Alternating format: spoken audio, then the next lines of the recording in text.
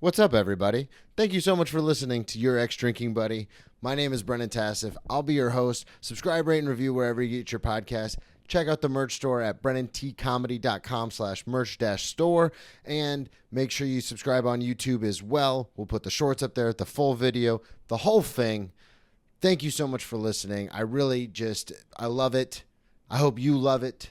Subscribe on Patreon, too. We do bonus episodes. I do Tales from the Restaurant, where I talk about celebrities I've waited on and whether they're assholes or not, which is super fun. Also, we do a pre-show banter for my other show, Cheers from the Press Box with Joe Dorville. A lot of behind-the-scenes stuff going on over there, too. Make sure you just subscribe everywhere, just all over the place. I greatly appreciate it. And if you're not leaving the mean comments, thank you for that. Maybe leave a couple nice ones.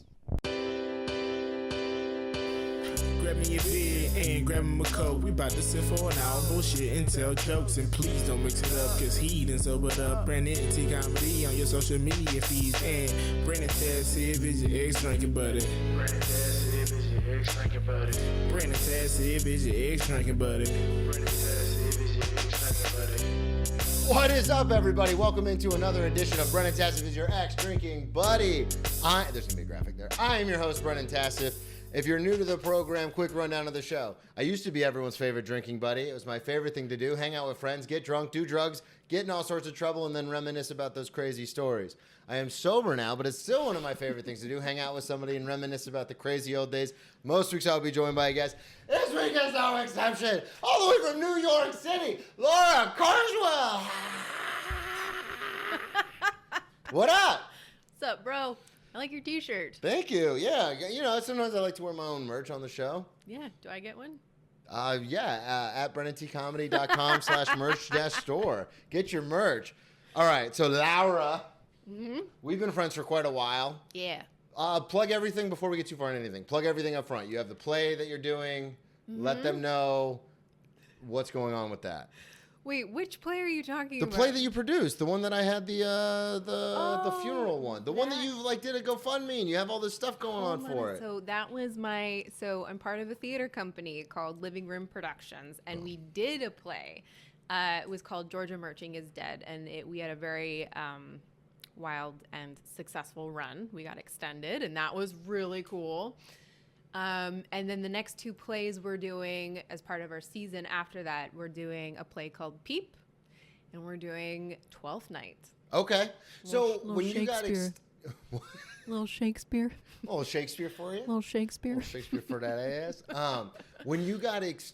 So you got extended. Yeah. Because I remember we were talking about this. You had like a bunch of stuff in the works, and it went so much better than you had anticipated. Yeah, so cool. Are you done with that play?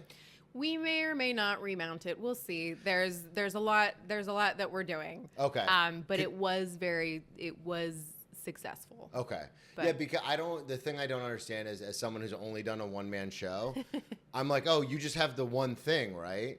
And you're like, no, we've got, like, which play? Like, I've got 4 of them. And I'm like, oh, I just have the one thing that I do.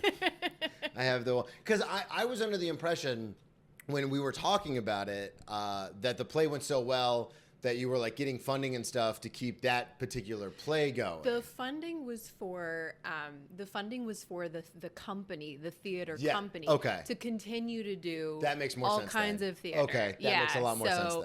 It was for Georgia Merching is Dead. That was the play that we did that kind of launched the company. So we're here to promote the company, Living Room Productions. Yeah, Living Room Productions. So you come from an background of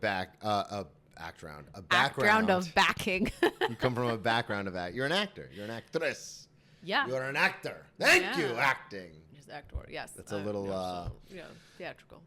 So, couple of things.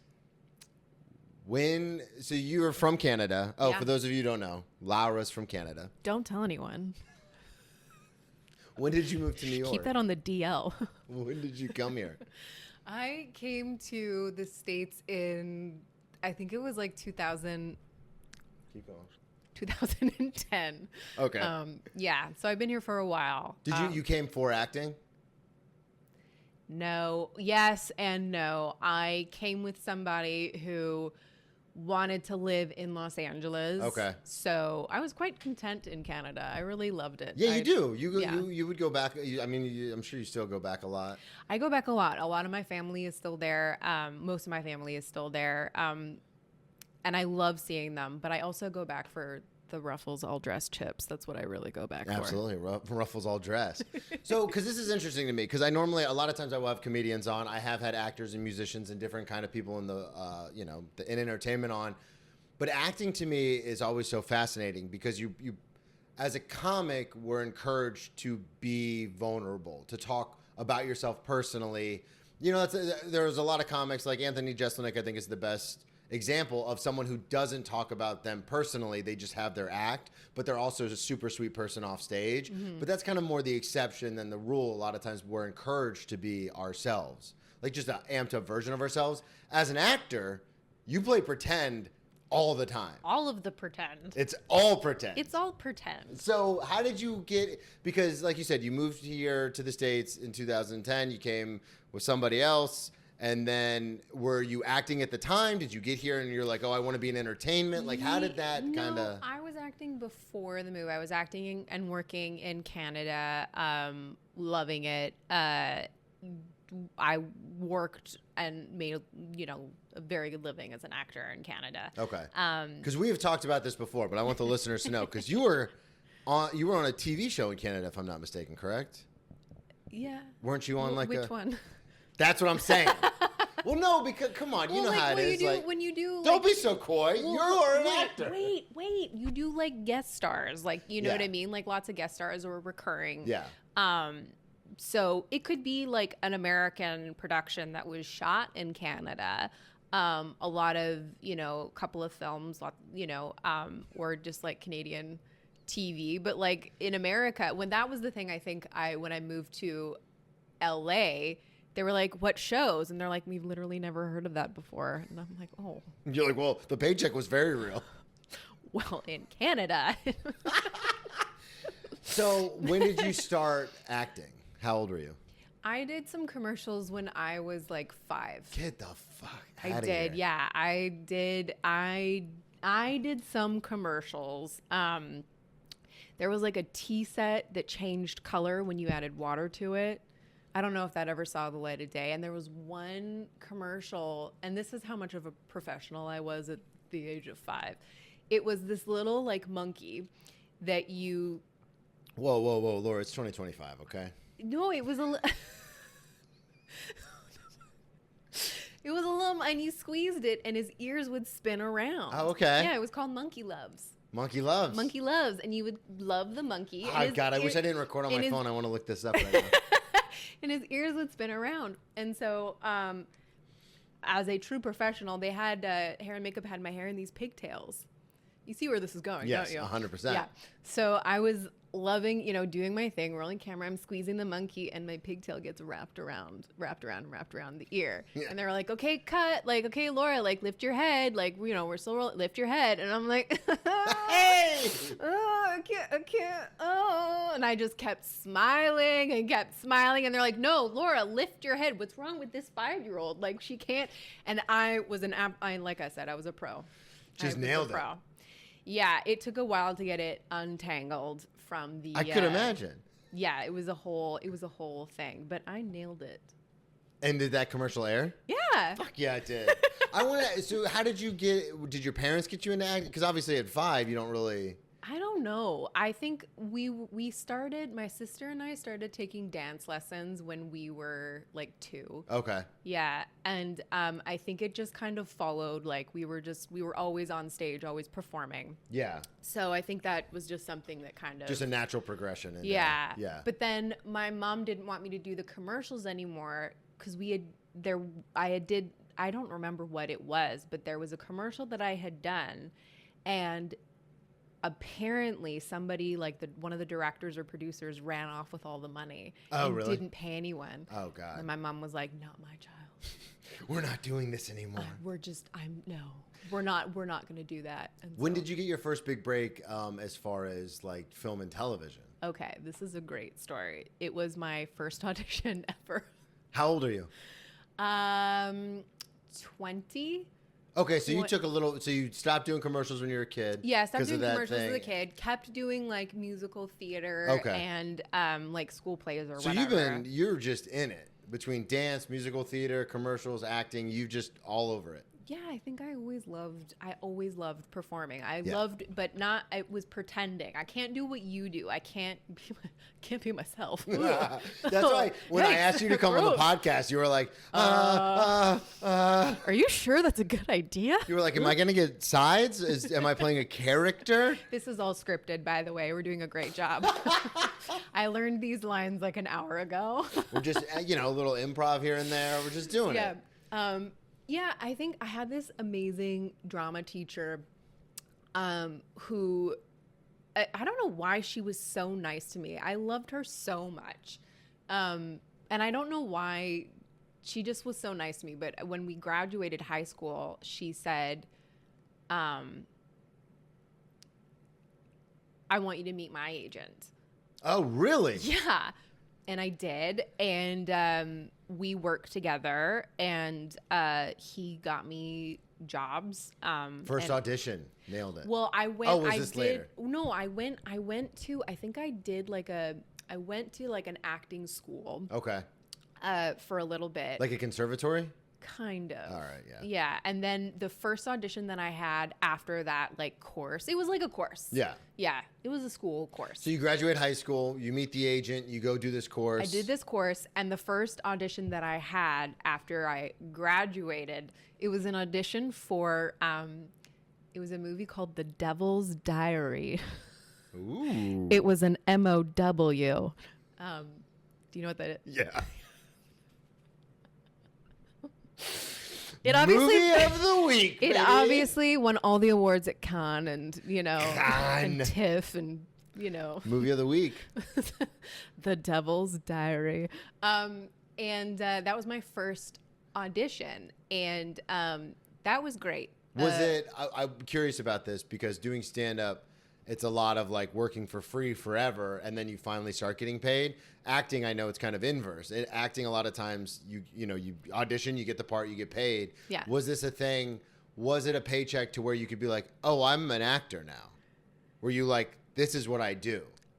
It was, I mean, like 19, 20 years old, it was definitely the most money I had ever That's what I mean. Yeah. But comparatively, like, no, it was a movie of the week for, no, it was probably in reality peanuts. But for me, I was like, You were like, made it. Oh, that's what I'm saying. Yeah, I want it from your moving perspective. out, Mom and Dad. Because that's the I'm, thing is it's wow. very much like, Yeah. you hear all these interviews with some of these famous actors and they're like, yeah, the first role I did was, such and such. And I got a check for like $30,000. And I was like, that's it. I'm it. And then they're like, then you don't work for 6 months. And you're like, oh, yeah. This is hard. Yeah, I think I had the opposite thing happen for me where like right out the gate, I was working a lot. Yeah. I worked Was this a the lot. same agent that you had got introduced to through your drama teacher? Yeah. Okay. We did a lot of stuff together, and I would go on.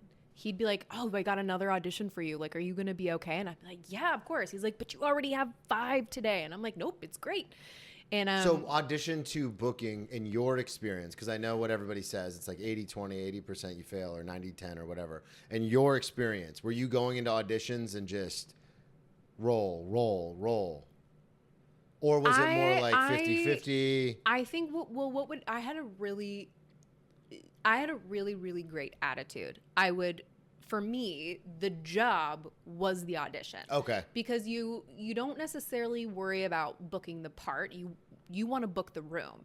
You want everyone in that room to see you as somebody that's reliable, that's going to come in and do a great job and make you look good. Yeah. You want to make the casting directors look good. You want to make, so you're going in there. That's the job, to do a great job.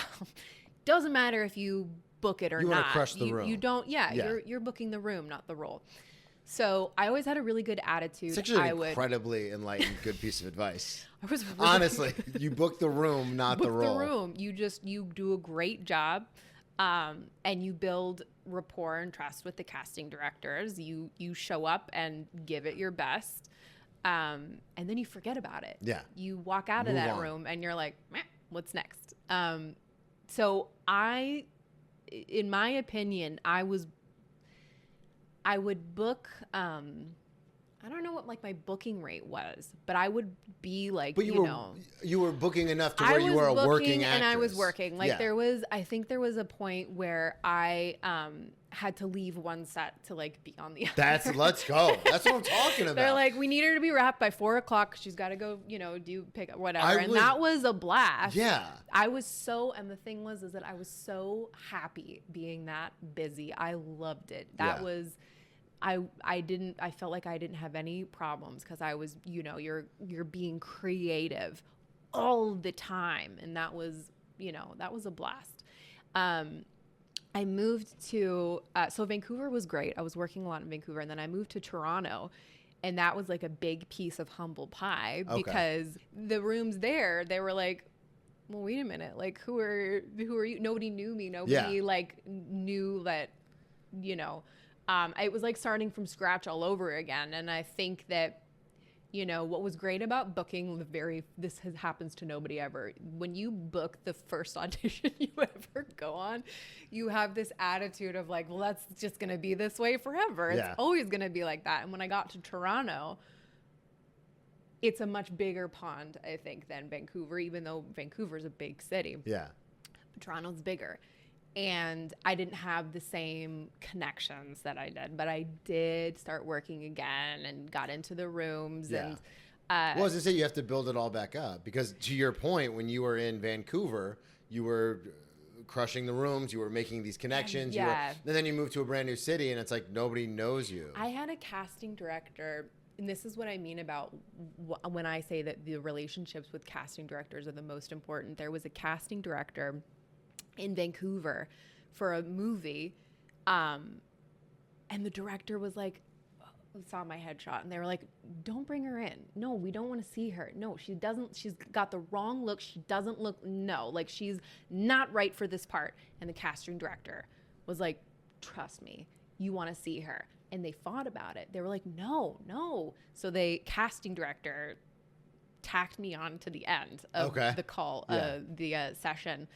And if it hadn't been for them, those casting directors, there were two of them, but if it hadn't been for them fighting to get me into that room, I wouldn't have booked that movie. It was a big one. The director ended up. Yeah, I walked into the room and I had no idea. I found out later, but like I walked in and I had integrity. I went in and I did my part, and they were like, okay. And the casting directors just look over like, yeah, fuck you, asshole. Told you. And that meant so much to me that like they did that for me. That of they course. went out on that limb. And casting will do that for you. They'll we know her, we believe in her, we'll bring her in, and But then you get to Toronto and you don't have that anymore. Toronto, I still met it took a minute, I think, for casting directors to kind of warm up to me. But then they, again, you have to just have a good attitude. You do your work, you memorize, you make your choices, you put in a whole shit ton of effort. Yeah. And I think that is rewarded. And that's kind of the main difference. I don't know if I'm going to get in trouble for saying this, but I do think that the rooms in Canada are much different. Mm-hmm. When I got to LA, the feedback that I kept getting was like, you have to dress hotter. Oh, really? You have to be hotter. You have to. And I don't think you'd get in trouble for that. This is a very obvious. Well, there's a lot of lovely people in the industry that don't have that attitude. Yeah. They still care about, things that I think I care about. You dress for the part. Like if she's like the character. Yeah, you envelop this person. Yeah, so like if she's like like a drug addict or whatever, I'm coming in, my hair is messy, you're ready to go. tank top, mascara smudge, like I'm coming in like, and I kept getting the you have to be hot. What are you doing? You have to, See, and that's you're interesting. Too frumpy. You're too or like you have to, don't dress the character, dress like you are. Because we get that in stand-up to a different extent where it's like, if you're too attractive, you have to be self-deprecating. Like, you know what I mean? Like, it's like, because I have jokes about, at one point I was 315 pounds. So I have jokes about that. And I've had people come up to me and be like, you either have to lose 20 pounds or gain 50 pounds to do that material. Like, you're in this weird orifice, like just regular guy.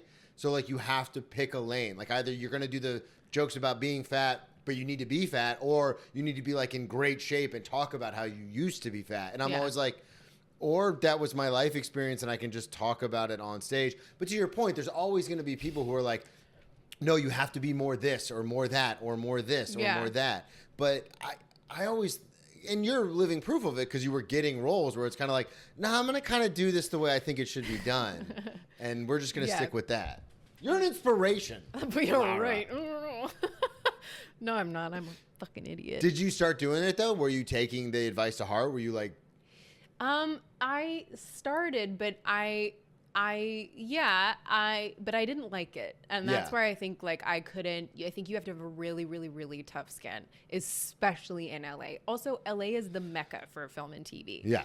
So, there's an insanely amount of talented people there that are fucking hot as shit. Yeah. So they don't have to do their hair and do their makeup. They just freaking show walk up, in they roll and out you're of bed like, and they're like, let's go. You know, And you're like, I also did something that was kind of dumb. I decided that I was, even though I was working, which was great, I thought it would be a great idea to go to London and get a master's degree in classical theater. oh, really? Yeah. And that was kind of the difference between like LA reps and Canadian reps. My Canadian reps were like, yes, we understand that. We Work got at you. the craft. Do your thing. Craft. Got it. Love it. Love that for you. Yes. Go get that training. And the LA reps I'm sure were LA was like, you're out of your fucking mind. You want to go while you're hot right now. in your 20s and do this? Yeah. Why? But you're in your, you want to go take a year in your 20s? Because like you only have like the 20s. That's it. And then you have a decade and that's all. That's it. Like once you're 28, you're done. But I did it anyway. And I had the most amazing time and met my best friends in the world who we started Living Room Productions with. Oh, full circle. Look at you goddamn professional. I don't know. Am I doing it right? Because it is interesting because you've been in acting now for so long. Mm-hmm. It is so weird when like we'll be talking about something. You'll be like, oh yeah, my friend. And then it'll be like X super famous celebrity. And I'm like, do you mean, because like I say friend a lot about comedians that I've met like twice, but you're like genuinely like, you've introduced me to them and they're like, yeah, this is my friend. And I'm like, oh, like when they've come to the restaurant. Yeah. And I'm like, whoa, that's a superhero. I mean, yeah, like you make friends in the industry, but I feel like, I guess I feel like all my friends are nerds. That is true because we only see the side of them that Hollywood portrays to us. They're amazing. I have the best friends in the whole wide world. I really do. I'm very, very grateful. But I guess when you're sort of, I don't know. It's all there's that. What's that phrase? It's not what you know, it's who you know. Yeah, 100%. And I think I've learned that later in life. I wish I'd known that earlier. I wish I had known it earlier, but it's, there's nothing better than creating something with a friend, somebody that you know, like, I need some, it happened to me the other day. A friend of mine was like, do you know an actor that fits this description? Like, I'm looking for a guy. And I was like, oh no, I don't know anybody. And then I was like, oh my God, shoot, my friend so-and-so. Yeah, call him up. Here's his Instagram. And that guy got that part in that movie. Yeah, see, it is a weird thing because we were talking about this before, but obviously working at the restaurant, comedians are always like, you have to quit. And it's like, yeah, but I wouldn't have met the famous comedians that I know now or like the managers of clubs that I know now. If I would like, the only reason I've ever done The Cellar is not because I'm an ace stand-up comedian. It's because I gave free appetizers and desserts to a couple people that run shows at The Cellar, and they were like, "Hey, do you have 5 minutes?" And I was like, "Yeah, of course I have 5 minutes." And they're like, "You should come do my show." And so it is that weird push and pull where it's like, well, I need to work. To your point, it's very much you Canada reps versus LA reps. It's like, well, I do need to work on the craft. but I also do need to be around all the time and meet all these like super influential people. Yeah. So it's like, well, which is right? What's the right balance? It can be very tough. Yeah. It is tough. But now you have Living Room Productions. Now you're doing it. We're just a bunch of nerds we're not nerds, we're amazing. But it's like me and my two best friends making scrappy New York theater. And that's what it is. That's why you went to London. I know it is. So let's talk about it. You've got some stories. You sent me quite a list. We're going to have you back on because this is an extensive list that you sent me. Did I? No, I'm very appreciative. When was the first time you drank? Because one of the first things you sent me was you still vividly remember your first drink. I remember my first drink. I think I was 14. Okay. And it was a Bacardi Breezer, the orange creamsicle flavored. And it was delicious. It tasted like an orange creamsicle. Yeah. And I had 2 of them. And I remember you had to chug it so that you could get drunk. Where are you? Are you like in a basement? Are you with friends? Are you? Oh, the thing that we did in my day in high school is we were probably outside in like some field, honestly. Oh yeah, Canada. Genuinely, Yeah, that makes sense. We were just out in the field. We do it in the South a lot too. We do field outside. parties and bonfires and all that kind of stuff. Yeah, like there was a field at the high school, and we were just in a field, in a baseball field, maybe. So growing up, I want to ask, because Vancouver's a big city, did you go to a really big high school? So I grew up outside of Vancouver in the suburbs. It actually is its own city now. When I was growing up, it was still a municipality. Okay. And now it's a city. Look at you. I know. Well, I mean, I didn't do much. They're like, we have actors. I actually left. Oh, sorry. They're like, now she's gone. Now we can do it. Yeah, now we can be a city now that bitch is. So was it a big high school or was it smaller because it was a suburb? Maybe there was maybe 500. I actually wish I could text my sister right now. How many people were in her high school? Maybe 1,500? Oh, okay. Yeah. So it's not small, but it's not huge. No, it was medium Yeah. sized. So I want to ask, because obviously you have the background in musical theater, you were doing acting and plays, but you're also an actor. Were you a popular kid in high school? I don't think so. So yes, that's the answer to that. But I feel like I was friends with everybody. One thing I will say is that a lot of the kids that I went to elementary school with, we went to the same high school. Okay. So we'd known each other forever. I genuinely thought I was friends with everybody. Okay, but you weren't like a plastic. You weren't like walking around. Well, like... I did have... No. Listen. That's my favorite when someone goes, Listen. well okay. So, but this would happen to me a lot. I would make friends with somebody, and I shit you not, they'd be like, wow, you're actually really nice. I thought you were a bitch. Okay. Like, I thought you were a huge bitch. And maybe it was because I was 9 feet tall from the time I was small. Like, I've always been 11 feet taller than everybody else. Because you're 6 feet. 5'12". 5'12". 5'12". Actually, I think I'm only 5'10". 5'10 and 3/4. I make this joke all the time because 5'10 and 3/4. when I always say 6'1", because when I got measured in college, I was 6'1", but I was wearing shoes. And when I do the podcast, I have people come in and I'm barefoot because I'm in my apartment. We don't wear shoes in the house. That's Tracy's rule. Contractually obligated to mention my loving girlfriend on every episode. But it's so funny because people I meet who I'm normally taller than by at least an inch or two, if not more, when they walk in and they're wearing shoes and I'm barefoot, they're like, you're not as big as I thought you were. I always take my shoes off, and everyone makes fun of me. It's I don't know if it's a Canadian thing because there's so much freaking snow outside. Yeah, that's true. You always take your shoes off in someone's house. Don't bring the outside into the inside. Well, so everyone always comes in and they see the shoe rack and they see that I'm barefoot and they go, shoes off? And I go, yeah, shoes off. Yeah, I take them off automatically because I'm respectful. But you came in and I was like, whoa, hey, Laura, what's up? And I'm wearing Chucks. I'm wearing what? So you would get that because it is interesting you say that because when I first met you, you do exude a confidence which can be intimidating. I will say that. Well, I'm actually, believe it or not, I have a shit ton of social anxiety. No, I believe it I'm because I do the very same shy. thing. I push out because I'm afraid. So I Yeah. push out, hoping that people are like, oh no, this person's actually really cool, because inside I'm like, I'm a fraud. Everyone knows I'm a liar. Everyone's going to hate me. Everyone's looking at you. They all hate you. So I push out this big bravado of like, hey, how you doing? So that might even be like, we've talked about this before. Do you have ADD? Yeah, oh, yeah. ADHD? Yeah, so me. Severely. Well, I just got my diagnosis like a couple of years ago. Oh, really? Meh.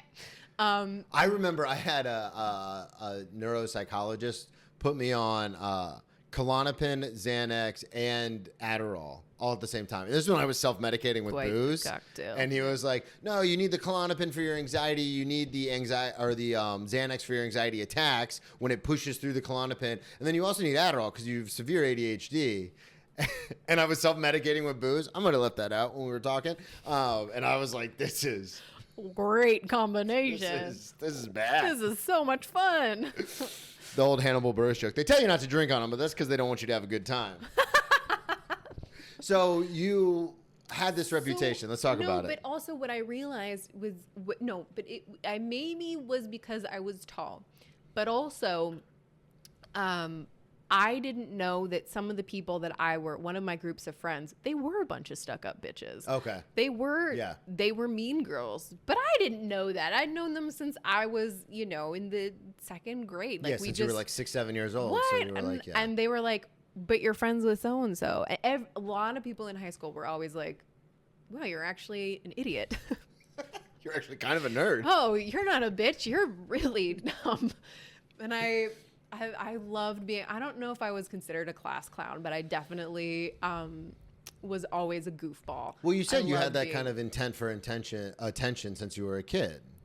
I loved being friends. I loved being like Everybody but Keith.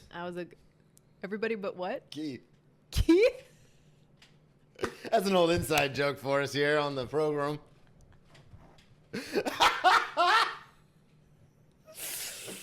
Oh, son of a bitch. How's he doing? He's all right. Oh, boy. We got into it the other day. Fucking Keith. Fucking Keith, man. Fucking Keith, man. I wanted to ask, so you had your first drink at 14. Are you around, what group are you with? Do you remember? Are you around the plastics? Or are you around just a big group of friends? You know what I'm saying? They were considered by other people the popular group. But in my mind, we were such losers. You're like, I remember we used to pick your nose. Like, hello. Remember when we would like color coordinate by the way, we went to these things. They weren't they were called preteen dances. And we would color coordinate our outfits. We were The post you did on Instagram now makes so much more sense. Which post? Oh, shut up. That was not my fault. You've been like this since you were a kid. No, we never. Isn't that such a good song? So I made a post on Instagram, and Instagram added a song to it without my consent. But maybe I'm also old and didn't know what I was doing.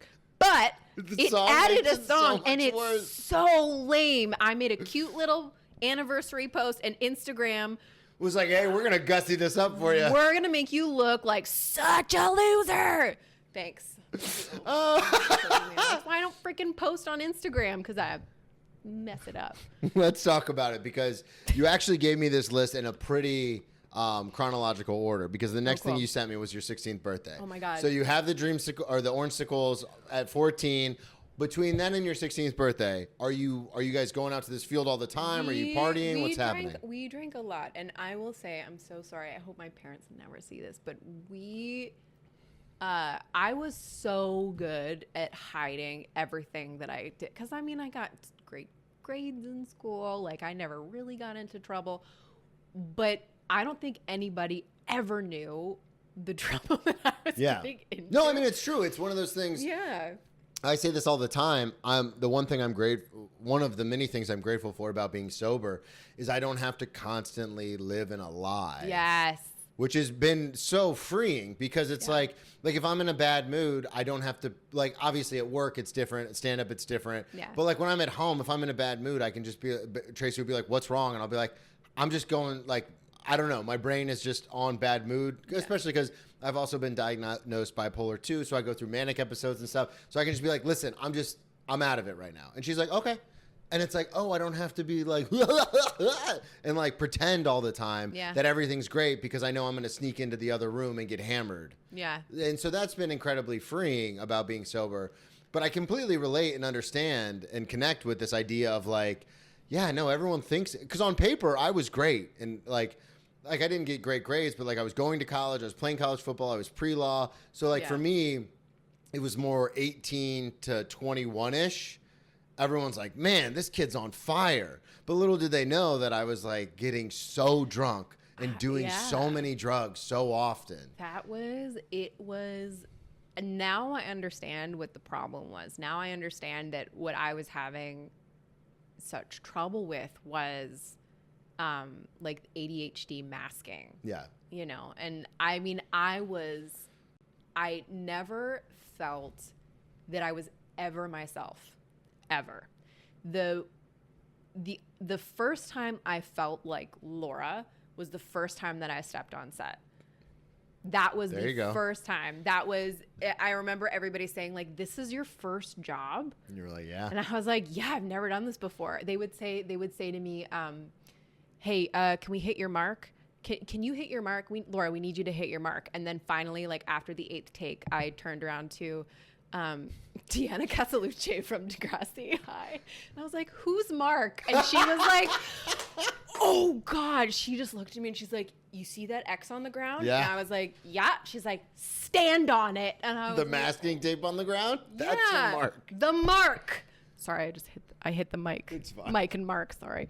But I think that was kind of like, that was for me, I didn't understand like that click that you got from, you know, for me it was a click. It just made it so much easier when you were drinking and getting fucked up. It was like, that felt amazing. Yeah. And I, from an early age, like, you know, and I think I'm very lucky to have the influences that I had in my life, that their struggles informed me and my life decisions. You know, I'm very grateful for that. I also had an older sister who kept me from getting into trouble. That's good. You always have someone to get your back. Yeah, back to my 16th birthday.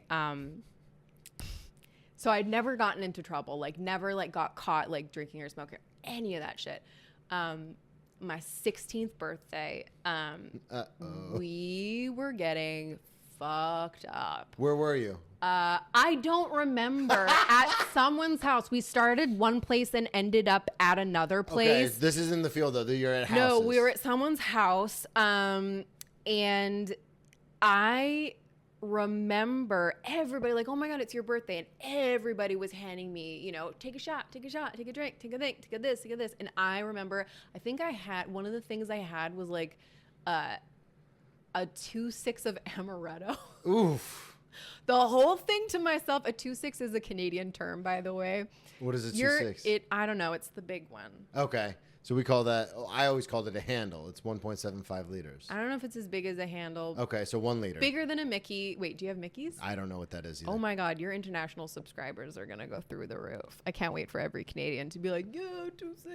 No, so it's a big bottle of amaretto. Yeah, it was a big bottle of amaretto. Had the whole thing to myself. So disgusting. Listen, tasted like Dr. Pepper. I don't know. It was Yeah, delicious back then. I was chugging beers. I had some tequila. I had some vodka. Like, it was just like a garbage dump. You know when you did you ever make swamps when you were a kid? Oh yeah. Yeah, like the Slurpees. The one you hit like every We called them suicides, but yeah. Oh, we called them swamps. Yeah. Little cultural difference. All right. In America, we call it a suicide. That is so aggressive. How fitting. Nailed it. And so I don't remember much of the night, but what I do remember at one point, I did have a curfew. I think it was midnight.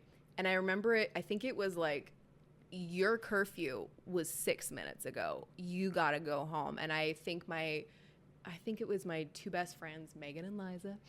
And we were like, we have to get back to your house because we were having a sleepover. It was my birthday. And these two, I don't remember who. It might have been like one of my sister's ex-boy. I don't actually remember who it was. But these two rugby players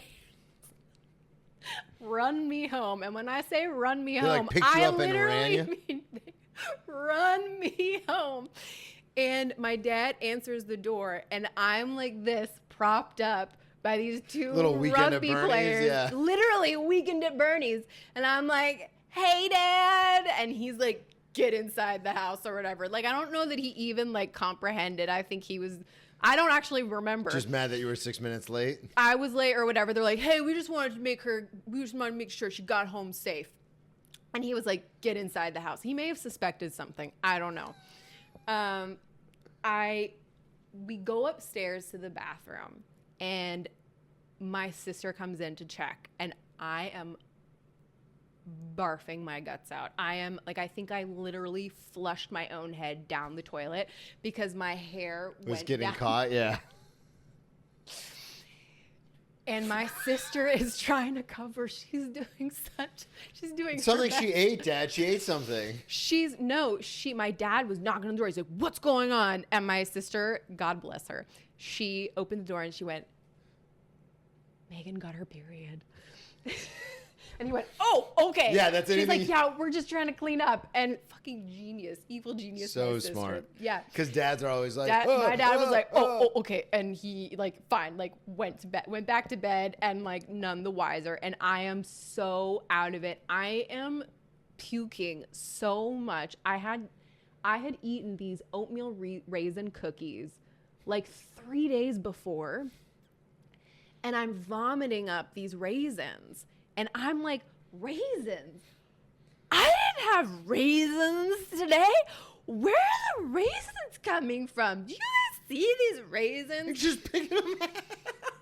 And my sister is like, she's trying to keep my cover, and she's like, finally, I think I'm unconscious, but the veins in my neck are like vibrating and pulsating, and she's like, you have alcohol poisoning. I think I have to tell Mom and Dad.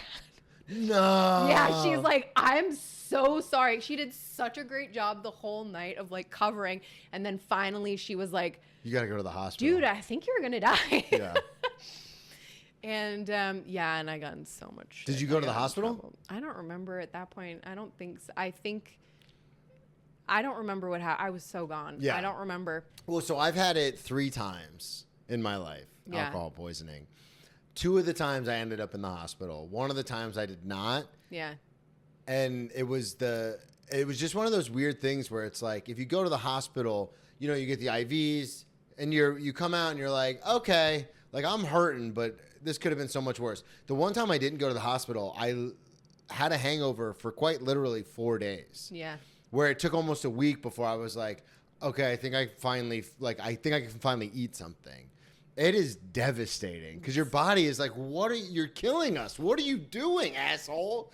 And then by the time you actually start throwing up, you've already metabolized so much of it that your liver's like, I don't know What are you doing? What are we doing? I don't know what we're doing here. You're going back that way? We thought we were going that way. What are we doing here? God, so you got alcohol poisoning on your 16th birthday.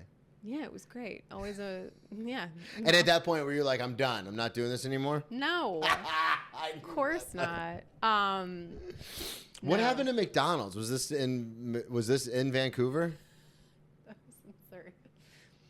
All right, let me set the scene. Back in the day, you used to smoke joints with you'd roll the paper. Yeah. Nowadays, they don't appreciate what we No, had to everyone do. just buys pre-rolls and stuff. You buy weed from a store. You didn't have to cut it or roll it or any of that shit. You get it in a pen or a vape. Yeah. But anyway. Was this in Canada? Yeah, it was in Canada. It was in Surrey. It was in a McDonald's parking lot. So me and I don't know who. Plausible deniability. I enjoy that. We hotboxed my little white Toyota Corolla. We were hotboxing my car, just the two of us. Are you in high school at this point? Or is this when you were doing the acting thing, the acting class? I might have been graduated. I might have been 18. Okay. Yeah, before the acting. Got it. I think, it was definitely before the acting, before I kind of... Before you locked in on it. Before I became a person. I don't know. So we hotboxed my car, and we're in the parking lot of McDonald's, and then we're like, wait a minute, we're geniuses. after we were done. We were like, let's We're get already McDonald's. What? We're here, baby. Let's go get McDonald's. So I drive through the parking lot. I drive through the drive-through, and I order almost everything on the menu. Everything. I order hungry. a lot. And I proceed to drive like, I don't know, maybe like somehow like negative kilometers per, oh, sorry, mile. That's sorry. But like, I don't know how I'm driving so slowly through the drive-through that by the time I get to the last window, this woman is holding like 4 bags of food in either hand, like this, out the window, waiting for me. Yeah. And I start freaking the fuck out. So I kept driving. I was like, oh my God, what? The cops are behind us. The cops are behind us. You They're just behind us. rolled past her? Yeah, so she does this. She goes, she's watching me. She's going, you take, what? And I drove on. You just drove away? I drove away at like 3 kilometers an hour all the way back to her house. And I was so hungry too and my friend was freaking out. She's like, but our food, we pay, like that was Yeah, like, you paid for it, yeah. yeah, and it was like $40. Yeah. Which at the time that was probably over $100. No, I'm just kidding. Inflation. But No, that was but a yeah. lot of McDonald's food, and so we. Well, just, because I go to McDonald's now, and I remember I used to be able to spend $20 and get like a feast, and now I go there and $20 gets you like a meal and an extra burger. Yeah. And you're like, oh, okay, so that like $40 would have been a shit ton of food back It was then. a shit ton of fucking food. She had 4 bags. Like 4 bags in each hand. Like it was so much food. And I think I asked my friend. I might have asked someone named Sam to go pick it up. I was like, "Can you get our food?" Did someone go get the food? I think they kept it for themselves. Yeah. They were like, "Sorry, it's not here." But I'm like, "Yeah, right. You're eating my cheeseburger right now." So I worked at McDonald's Me for a too. little while. Really? Yeah. Yeah, that was my very first job was at Mine McDonald's. too. And it was interesting because I remember back to the point about like, not being who we truly are, like trying to like, for me personally, like trying to get everyone to like me, which is why I do stand up. It's like, hey, I want the acceptance of all these Be my strangers. friend. Yeah. As like a 13, 14-year-old kid, I remember people would come in there like these 18-year-old, 20-year-old college kids, and they would order, and then after I remember this happened 3 times. It was always a dude, and he was always with like a bunch of his friends, and after they would pay, they'd always be like, how about you throw in like a 20-piece nugget? And I'd be like, huh? And he's like, come on. And they clearly had worked there before at fast food, because he's like, some chicken nuggets. yeah, he's like, I know they're just sitting in the thing. He's like, Yeah. just drop more. He's like, they're not your nuggets. And I'd always be like, and it was always for the nuggets. And I'd always be like, yeah, okay, fine. And I would always just because did? that's the truth. Is it's not like you could just load them into the thing and hand them all. Like especially at slower times, you're working the counter. There's someone working the sandwiches, but it's my responsibility to get like the fries and the nuggets and that stuff. And then there's a sandwich maker, and then the manager's normally like back in the office. So I'd be like, yeah, okay. And I felt like such a badass being like, Put some extra nuggies in Yeah. there. I never did nuggets, but I would give extra fries. yeah, that's because it's easy. You're getting the fries Fries yourself. are, yeah, And we go through so much fries. so many fries. It is interesting. I remember, I have a bit about it, but it was funny because I remember when they first put me on drive-thru, I was like, because drive-thru was the coveted position because you got your own little hidey hole and you just take the payments because it was the second window's responsibility for the food. So Yeah. you're basically like, you're a foot soldier.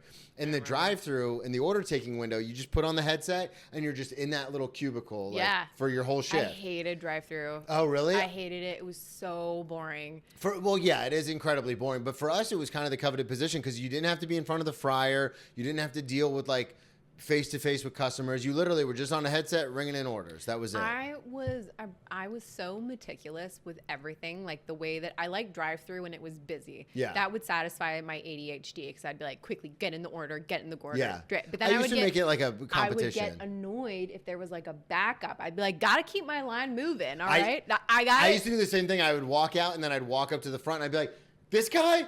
I put in this guy's order like 10 minutes ago. What are you guys doing up here? It's fast food. Be faster.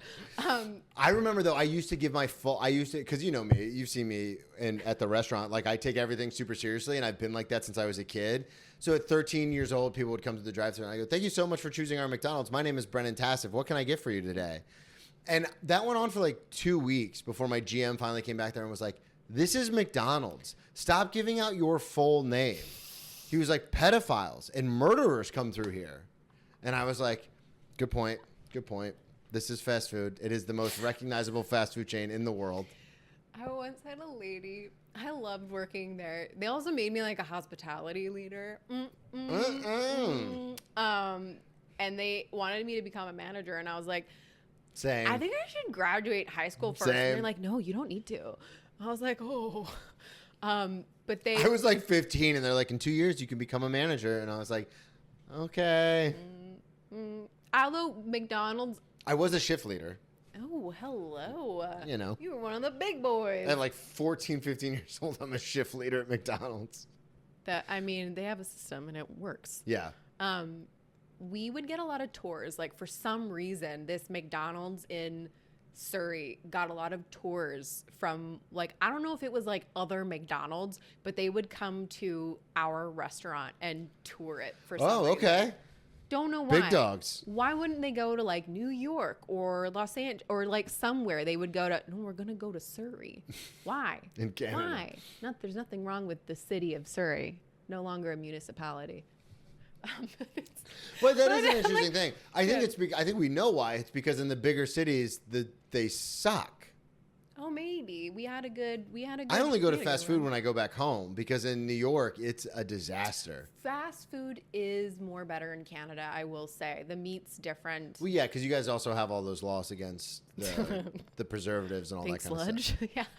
But you know what I'm saying? Like, no, same I know thing it's true. Same thing yeah. in Europe. It's like, no, you can't have all these like gross, disgusting things in your food. There's nothing like a cheeseburger in London.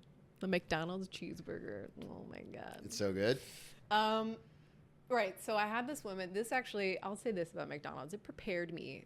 There was this woman who was very angry about her order.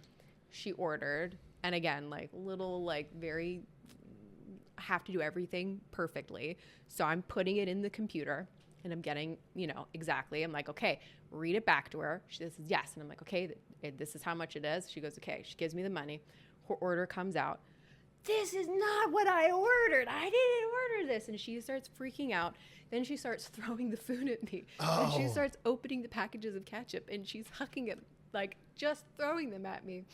And my manager comes over and he's like, ma'am, I'm going to have to ask you to leave. And I was like, Kurt, I got this. I got ketchup dripping down my nose. I got this, Kurt. I'm about to fight a war.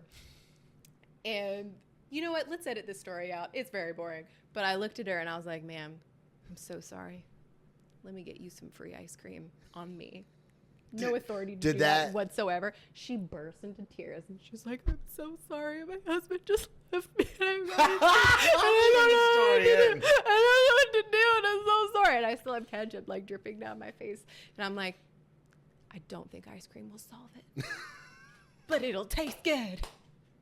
Look at you. Preteen, just helping people. I remember because we were in Florida, so things are a little different in Florida. If anyone would get loud, shout out to Marquise. He knows who he is. I talk about him in the one-man show, but I met him at McDonald's. He was just another employee, then became a manager, then became a GM, and then was like running like 5 different McDonald's. Yeah. But I remember when he was a manager, because I had worked there for like maybe 2 years, maybe a year and a half. And you're so young, it feels like forever, but it could have been a year. Yeah. But I remember when anyone would get loud, because he was a very aggressive, his managing style was, he was very loving and he's super sweet. He's one of my best friends. I've known him for over 20 years. But like if you got loud with him, like his queen would come out. He's also gay, which that makes more sense. But like people would get loud in the drive-thru, and he'd be like, "Okay, bitch, this is what we're gonna do now." And he would take the lid off the soda and just throw it into the car. And I was like, "Yo!" Whoa! Or like take fries. Like people would like constantly like these fries are cold and throw them into the drive-thru, and then he would just take hot fries and throw them back at them and be like, "Here are your hot fries," and throw them at them. And I was like, "Yo, that's insane!" What? And then he was running like waste of 5 potatoes. McDonald's. Don't waste those fries. I know, but if people threw them at us, we would like. But we see that all the time. Like there's that. That's the only time someone's ever thrown something at me. That's not true, but.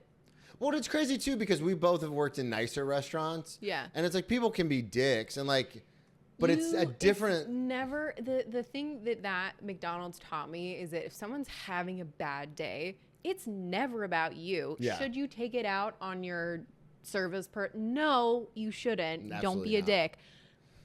But it's never personal. It says more about them than it does about you. 100%. And it's just never like, so I think that just kind of always made me go, you know. Whatever. Yeah. No. It's always my favorite thing when the rest of, especially now, like when someone's being a dick and the rest of the table, because you know me, I take everything personally, but the rest of the table gets embarrassed for them. And then in my head, I'm just like, I won. yeah, you have to live with this now. Where everyone's going to be like, Yeah. remember that time you flipped out at the restaurant at that guy? Yeah, your friends all know you as the This is guy. who you are now. Oh, yeah. All right. Ugh. I want to ask you about snots because that's something that I really found interesting. Oh my God, we would just have like the most interesting ways to, because like we're all broke. Like Yeah. we really we didn't have a lot of, money. And if we were to get a boot, then it would have to be. Translation? Wait, what? What's a boot? A boot. You could get a boot. What is a boot? Like when you have somebody buy you alcohol underage, that's called a boot. Okay. Don't look at me like that. I didn't know that. I thought that one was universal. Okay. Not at wow, all. really? What did you guys call it? Someone, hey, can you get someone to buy us booze? Huh. We don't have a term for it. Wow. When I hear boot, I think cleats. I think the trunk of a car. I think an actual boot you wear on your foot. I don't actually know where that came from, but we'd be like, hey, can we get a boot? Can you give us So a boot? you'd go up to someone and say, hey, can I get a boot? Yeah, you'd stand And outside. I know boot, so like- perfectly safe. You would stand outside the liquor store and ask somebody who was like, cool looking, like, hey, hand them a 20. Can you get us a boot? Or sometimes you would have an older sibling person. Yeah, sometimes if you had that availability, if you had someone available. So that's fascinating because we would do the same exact thing. It's just we would say, hey, can you get us beer we had or a can you get term us for it. booze? Can you get us a boot? Because I thought when you said when we would get a boot, I assumed you were talking about a boot of beer, like the boot. But then I was like, that is Canadian. You guys do beer, but Yeah, here, fill this. that's why I was like, Fill this cowboy that's shoe. why I was like, wait, give it to us? What does that mean? So you when you would So get a we'd boot. So it would be like if we could scrape together like 10, 15, maybe 20. We'd scrape together our money and then somebody would buy it for us. So like we had to make it last. So we kind of invented a way because we're geniuses. We would snort our shots. You would get a glass and you'd use a straw and you would snort the alcohol. Yep. It hurt like hell. Yeah, that like burns. The side of your face. I don't think I did very many of those in my time. But you invented it. I did not invent it. You and your kin. My friends invented it because they are. You were just there. I was just along for the snots. I mean, I would make that the title of Snots wasn't so gross. Along for the snots. I mean, we probably killed so many brain cells because it goes right there. So Yeah. you'd have one and you'd be fucked up. They didn't feel good at all. Well, because I know that from, obviously this is just from me, I know that from my use of drugs. Like my experiences with drugs is there's several different ways you can take it and every way is a little bit different and your body Yeah. reacts differently. So like, when I used to do pills, like whether it was Adderall or OxyContin or whatever, you could just take the pill or you could crunch it up and snort it, or if you wanted to get really crazy, you could melt it down and then shoot it. Right, yeah. And it just depends on how, and obviously one way gets you really more messed up than the other way, but it's not nearly as safe, which safe is a loose term in this description, but I learned about all that kind of like with alcohol after I got sober. Where I would hear these stories in super secret rooms where people were talking about like the tampon thing. We used to soak You know what? I never did this. Other people, not me, but we would soak our tampons, and because you could get past the breathalyzers that way. I know to go to dudes the who did that, dances. and then they would do it up their butt. Oh, up their little bum? Yeah, up their little bum bums. Them. Yeah. Inventive. And I only heard about this, like boofing, I think is what they call it. I'm acting like I don't know that's exactly what they call it. It's called boofing. But like I said, I learned about all of this after like I was out of college and stuff. And I was like, oh, because after I stopped playing football is when I really spiraled out of control with my drinking. And I was like, oh, that would have been way better. Because one, it absorbs directly into your bloodstream through your large intestine. So you can just have a little bit. And you, like you said, you get so much more messed up and it lasts forever. Yeah. So I was always like, oh, I wanted to shove a vodka soaked tampon up my butt. My sister, God bless her. I love my sister so much. But she'd be like, why don't you just hide a Mickey or a flask, like hide it in between in your cleavage. And I would just shake my fucking head because she's beautiful boobs and I don't. And I'd be like, not all of us can do that. Thank you very much. Why don't you just hide it in your boobs? She'd be like, why would you do that? Why wouldn't you just do this? I'm like, some of us are not able to. Thank you very much. We have to be. It is an interesting. We gotta think outside the box or inside the box. Hey-oh, I see what you did there. God, killed it. You should do stand up. Yeah, right. It is fascinating how resourceful you can get, especially on a budget. There's a way. Yeah. Oh my God. Right up the box. Right up the box. I never did that, Mom. No, ever. No. Ever. Never. Yeah. This was fun. It was so much fun. So you don't do any of that stuff anymore? No, I'm not a big drinker. I think I would get these awful migraines before the fun drunk part. Yeah. My body was like, shut the fuck, like stop. Shut it down. Stop. And so, yeah. When did that start happening? Did that always happen? Like in my 21. Okay. Yeah. By the way, in Canada, you can start drinking at 19, just in case anyone was thinking I was a total badass. I am. But also. Also not. So that's fascinating. So Yeah. you have your first drink at 14, and then within 6 years, your body is like, hey, Stop it. cut it out. Stop. So after that, were there still times where you were trying to push through that, or were you just like, I can't do this anymore? I couldn't do it anymore. I remember being. And it coincides with the time that you're getting back into, or not getting back, but you're like acting. And, yeah, I started like following, it sounds so nerdy, but like that's kind of like the secret to life. Like if you can make a living doing what you love and following your dreams. I hate to sound so cheesy. We talk about it all the time on the show. But it's so true. Like when you're doing something that makes you so happy, I don't know, something just clicks. Yeah, and you said it earlier, and you just said it again, where it's like it's just the thing that clicks. Where it is fascinating to me because I say it all the time on the show. People will work their entire lives and never find the thing that they really want to do. Yeah.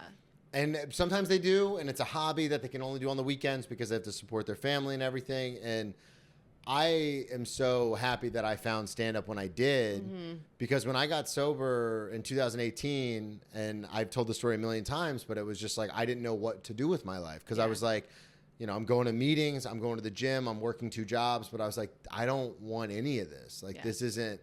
And I remember my sponsor was the one who was like, hey, you should get back into stand-up. That's something you're really passionate about. Yeah. And as soon as I got on stage fully sober, I was like, oh, yeah, this is the thing. Oh. And like you said, it just clicked. And I was like, oh, yeah, this is the thing. And I will say I had a lot of other problems, I'll say. I loved doing the 12-step program. That was not enough for me. It really helped me get sober from from my other issues. I don't like alcohol. To me, I don't need it. Like I don't feel like this thing, like I never, but I do think that the program that I would have been in, there was no long-term sobriety. There was nothing. People would be like, I've got a day, I've got 2 days. And I'd be like, what the fuck? And then you'd go to an AA meeting and they'd be like, I got 17 years. Yeah. I got 10. And I'd be like, oh, well, I want that. I want that. That sounds amazing. Not this like 3 days, 4 days bullshit. But even though I do think that program was very, very helpful, what really changed the game was therapy. Yeah. Finding the right therapist who can just walk you through like, hey, this is how you reset your nervous system. Yeah. Like it's this shit, those. Well, yeah, because we say it all the time in all sorts of different rooms, but the drinking for me was just a symptom of a bigger issue. Of a bigger problem. Yeah. It really is. Yeah. It was my solution to what was going on. 100%. Because it's interesting. The way you talk about drinking is how I was with narcotics, where it's so funny because I've tried almost everything except hallucinogenics because they always scared me. Because people were like, you have to be in the right mind state. And I was like, I've never been in the right mind state ever in my life. Ever. Oh, I loved microdosing. Oh, really? But actually, when I did mushrooms as a teenager, that shit was the worst. And you're literally eating like cow poop. Like it tastes like. That's where it comes from. I know. I have an ex who lived on a farm and her mom would just sit outside with her gun because kids would always try to come in and take the mushrooms. There was a rumor that they grew in the field of our elementary school. A lot of fields in Canada. It's a big place. It's a big place with a lot of fields. And high school kids would come and like pick the mushrooms and like eat it and try to get fucked up. And we'd be like, it's not. You're eating poop. You're eating, well. I'll say this about psychedelics because I think they're actually amazing. Yeah. I think that they really do help in a way that like medication can't. Like there's a I've heard that from a lot of people who are sober. There's a lot of studies right now, studies in Toronto actually, what they're doing with veterans with PTSD. Mm-hmm. They're curing the PTSD with psilocybin. Yeah, they're like, wait, how is that doing? Because it does rewire your neural Yeah, that's pathways what I've heard a lot of studies about that. Yeah. Yeah. I normally don't edit the show at all, and now I have two more, so I have to edit. You're gonna have to edit it. You're gonna have to. You might just want to delete this whole thing. You're absolutely out of your mind. Sorry. You're so good at this. I don't think I'm good at all. We're having a great time. I've been doing this for 5 years. I've interviewed over 250 people. This is I've actually interviewed over 257 people. Wow. And some of them did not come out because of different reasons. But my number 258. This is a great episode. Yay. I'm going to edit out the thing about the thing, and then that last thing. That other thing. I'm leaving in the McDonald's story, though, because that's hilarious. Keep in the thing, though. The other thing. And you know what you should leave is the one thing? I wanted to make the point, though, because you made a very good point earlier about how drinking just wasn't your thing, and that's how I was, because I have tried a lot of narcotics, and it was never... They're the best. But I was never a person where it was... Yeah. Like, drinking was always my thing. Drinking was always my number one. Because it's socially acceptable. Well, and for me, it got rid of my anxiety, which was the thing that I always needed to get rid of. Yeah. Weed made me paranoid. Cocaine just ramped up my anxiety. Wait, Heroin really? would make me super, nauseous and pass out. So drinking was my thing. I always thought if you're neurospicy, which I am, those things had the weed, paranoid as shit. Yeah. Cocaine related, calm as fuck. See, it's so interesting you say chill. that. I might be getting bad cocaine because when I would do Adderall, I would be completely you would be chill. relaxed. Yeah. Yeah. So you probably were getting very bad cocaine. Maybe meth mixed in. Yeah. I was getting it in Daytona Beach in South Florida, but not the good South Florida like Miami, like the bad South Florida like Fort Lauderdale. You were probably, honestly, just getting like baking soda. Yeah. And I'd be like, why isn't this making me feel better? But I only liked doing uppers because then I could drink longer. Yeah. Like it all came back to drinking for me, which is, I tell people this all the time, whether it's in the super secret program or whether even at work when people are like, so wait, you can't touch anything. And I was like, always just imagine the scene in Old School where Frank the Tank hits the beer bong. And then he's like, once it hits your lips, it's so good. Like that is me. Like as soon as alcohol hits my lips, I'm just like, ah, and it's a disaster. So I'm always like, no, I'm not gonna do it. Cause I've done that before when I got out of rehab and I was like, I almost had a year and then I relapsed and I was like dabbling. I love that you went to rehab. I went to rehab and detox. I never could afford any of that shit. Like, I did it on my dad's insurance, not even knowing how much it would cost. I just knew that I was, because I was like 24, so I was still on my dad's insurance, and I knew I had like a severe. It's in my one-man show, but basically I was given this opportunity, and it was my cousin Tommy. He was like, just don't drink for 30 days. And I was like, okay, it's really cool. hard. And I made it 28 days and I started drinking. And he was like, you were right there. He's like, what are you doing? And I honestly looked at him. I was watching Burn Notice on my iPhone in the back room. And he walked in and he goes, what are you doing? And I was like sobbing. And I go, I don't know, but I cannot stop. Yeah. And that's when I called my mom and she was like, flip your insurance card over. On the back, it'll say mental health. Call that number. And I was in rehab the next day. I could have never afforded it on my own. Yeah. And when they sent my dad the bill, because I was on his insurance, he was the primary, so they sent him the bill. He laughed at them. He was like, I can't, no. He was like, take it up with the insurance company, dude. Like, we can't. And so I ended up going to rehab and then living in a halfway house. And then I ended up having to go to detox later because, as you know, alcohol is the one thing that can kill you. Yeah. And so I had to go to a detox years later when I relapsed, and I was like, I gave myself alcohol poisoning and I was like really in bad shape. And I was like, oh, I can't. If I just quit, I could die because I had been drinking so heavily for so long. But it's fascinating to be like, oh, for me, because some of my best friends are heroin addicts. Some of them are cokeheads. And it's just like, oh, you guys are like, ugh, like I'm a drinker, baby. I'm a booze bag. But you're just like, no, I'm okay. I don't like that stuff. Me? Yeah. Well, I don't like it now. Back then. Oh yeah, we've got it on record now. But I know. I also like You're gonna call me in an hour and be like, yeah, you can't post delete all of that. It made a lot of sense. Like, this is the thing about anytime you have a coping mechanism. Yeah. It can only work for so long. 100%. And then it stops working. Yep. It doesn't do the thing that you need it to do because shit still it's still unmanageable. You haven't dealt with the problem. So, there's like 2 people on this planet that I love having wine with, and that's it. Like, it's just not something that maybe it's because I don't feel safe doing. Maybe it's because I'm a freaking lightweight now. But I don't enjoy it. I genuinely, and I do not like those headaches. They are awful. So I do think there's probably like a genuine allergy that I gave myself. Yeah.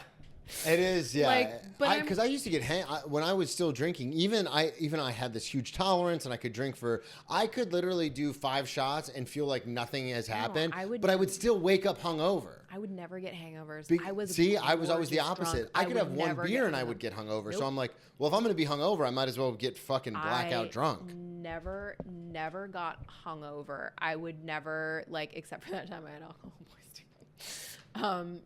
I would never get hungover. I don't know what it was. I was so just in it. Oh my God. I would get blackout. Yeah. But I would wake up being like, whoop, great. I'm here. Let's do it again. God, ready? This was a great episode. I really think you underestimate how good you are on podcasts. I'm so sorry. I think you say that to everybody. No, not at all. I also paid him $50 to say that before this started. So thanks. Plug everything one more time. Living Room Productions. Living Room Productions. You got a social media for them, for Living Room Productions? Yeah. This is the part where you say it into the camera. Ellen, what is it? Is it Living Room Productions? It's Ellen. Ellen, I'm plugging. Everything will be linked in the show plugging notes. Ellen. I'm going to put in your IMDb. I'm going to put it in Living Room Productions. Yeah. People are going to know you. I only have 10,000 listeners, nice. so don't even worry about it. I'm sorry, 10,000? Yeah, that's what my RSS, my analytics say. Okay, so a lot more people are going to see this than I thought. I would have worn a different t-shirt. Well, we don't get very many on YouTube. I think what happens is, just like in life, I mean, think about all the stuff you listen to, but you don't like reach out. You're not like, hey, I'm a huge podcast fan, and I barely ever watch them on YouTube. So it's funny because I'll go to my analytics on different platforms, and it's like, oh, you had this many listeners or that many listeners. But then when I go to my actual RSS feed, it's like, no, you had 7,000 listeners this month, and I'm like, okay, so maybe people are just listening passively. Maybe it's all the same guy who listened to the same episode. I do have a stalker. 7,000 times. Really? Yeah. Good for you. That's how you know you've made it, baby. I can't stand him. No one's ever He just stalked clips me. my stuff. He'll just go on YouTube, find a video, clip something like embarrassing, and be like, this fucking guy thinks he's going to be a stand-up comedian, and just do a reaction video. It was me. to Sorry, Brennan. No, but it's like, why are you It's doing me. it to my pod? Like, nobody... I'm just making fun of you, toughening you up, okay? You got a good... You're throwing you got a ketchup good, in my tough face. skin. You're throwing ketchup in your in my face. Listen, everyone needs a little ketchup dripping off the end of their nose. Thank you, everybody, so much for listening. At Brennan T. Comedy on all social media. BrennanTComedy.com. I'll be in Denver in September. Come see me at the Denver Comedy Lounge, and I'll be all over New York. Talk to y'all next week. Thanks. That was good. That was fun.